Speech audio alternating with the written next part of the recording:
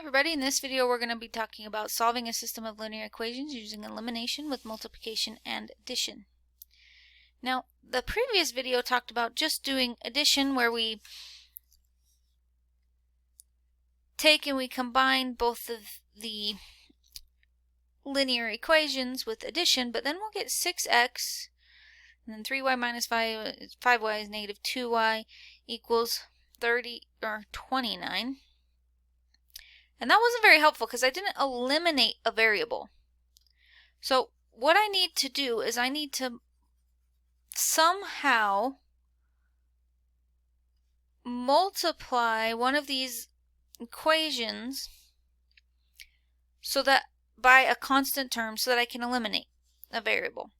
And I see if I multiply this top equation by negative 2, that will give me a system negative 4x minus 6y equals negative 34, and then the line 4x minus 5y equals 12. Now, if I'm multiplying by negative 2 on both sides, I'm not changing this line at all. It's the same line, but now it just is represented differently. But then I can go ahead and add these together, and I'll get 0x, negative 11y, and equals negative 22. Remember, when you add things, you can only add like terms. Which means after I divide by negative 11, I'll get y equals a positive 2. So in this case, my x's were eliminated. My x's were eliminated. So now I'm going to go ahead and take y and plug it back into one of these original equations. Let's do the first one. So my x value is going to be whatever I get out for x when I plug in 2 into y into this equation. This is 6, and then I'm going to subtract 6. So I'll get 2x equals 11, divide by 2, and I get x equals 11 halves.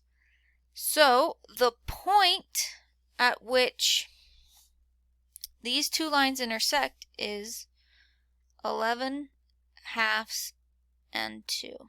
Let's go ahead and take a look at this problem. I see that if I add the equation straight across, I'm not going to eliminate any variables. But I also see that I can't multiply 3 by something to get 5. I can't multiply 7 by something to get 6, and vice versa. But I can multiply 3 by 5 and 5 by negative 3, and that would give me 15x and negative 15x. So then when I add my two equations together, I'll get 0. But this 5 needs to be multiplied through to each term. So I'll get 15x plus 35y equals negative 20. And I'll have on the bottom negative 3 multiplied through is negative 15x minus 18y equals 54. And now if I were to add these together, I would get 0x, and 35y minus 18y is 17y. Then get negative 20 plus 54 is 34. And then go ahead and divide by 2, and I get y equals 2. Now in order to find the x value, I plug it into one of these original equations. So 3 times x plus 7 times y, which is 2, is going to equal negative 4. So 3x, this becomes 14, so let's subtract it to both sides, and we get 3x equals negative 18.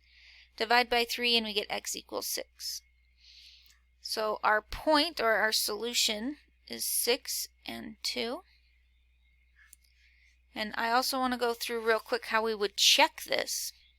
So in order to check this, we plug this point back in to not just one equation, but both equations, and see if the left-hand side of the equation equals the right-hand side.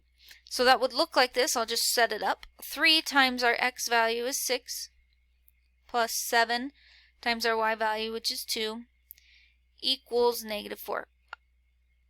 I will see, and I made a mistake here, we should get negative 6 for x, because negative 18 and then divide by 3, we get negative 6.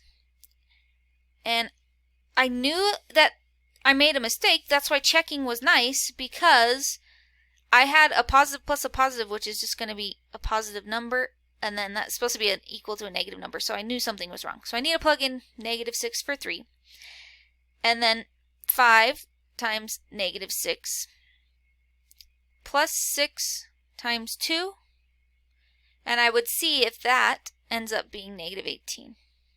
So this is how we check our work, and this is our solution, negative 6, 2.